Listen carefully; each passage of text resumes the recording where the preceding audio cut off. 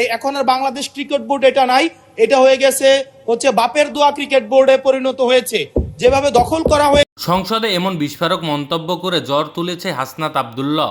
সম্প্রতি সংসদে বক্তব্য দিতে গিয়ে হাসনাত আব্দুল্লাহ সরাসরি আক্রমণ করেন বাংলাদেশ ক্রিকেট বোর্ডকে। তিনি বলেন, এখন আর ক্রিকেট বোর্ড না, এটা হয়ে গেছে বাপের দোয়া ক্রিকেট বোর্ড। এই বক্তব্যের মাধ্যমে তিনি বোঝাতে চাচ্ছেন বোর্ডে এখন যোগ্যতার চেয়ে ব্যক্তিগত প্রভাব সম্পর্কে আর ব্যক্তিগত রাজনীতি বেশি কাজ চলছে। তার অভিযোগ অনুযায়ী নির্বাচনে স্বচ্ছতা নাই, বোর্ড পরিচালনায় পক্ষপাতিত্ব, ক্রিকেট উন্নয়নের চেয়ে ব্যক্তিগত স্বার্থ। এই বক্তব্য মুহূর্তেই সোশ্যাল মিডিয়ায় ভাইরাল হয়ে গেছে, ফেসবুক, ইউটিউব, টিকটক।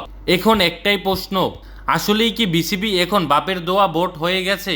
অনেকেই হাসনাদের মন্তব্য সমর্থন দিয়ে বলছে ক্রিকেটের রাজনীতি ঢুকে গেছে, আবার অনেকে বলছে এটা অতিরিক্ত দেশের ক্রিকেটকে ছোট করা হচ্ছে।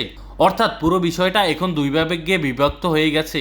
বন্ধুরা, আপনার কি মনে হয়, সত্যিই কি ক্রিকেট বোর্ড এখন বাপের দোয়া ক্রিকেট বোর্ড, নাকি শুধুই এটা রাজনৈতিক বক্তব্য? কমেন্টে আপনার মতামত লিখুন। ভিডিওটি ভালো লাগলে লাইক দিন, আর এমন ভাইরাল আপডেট পেতে সাবস্ক্রাইব করে সাথেই থাকুন।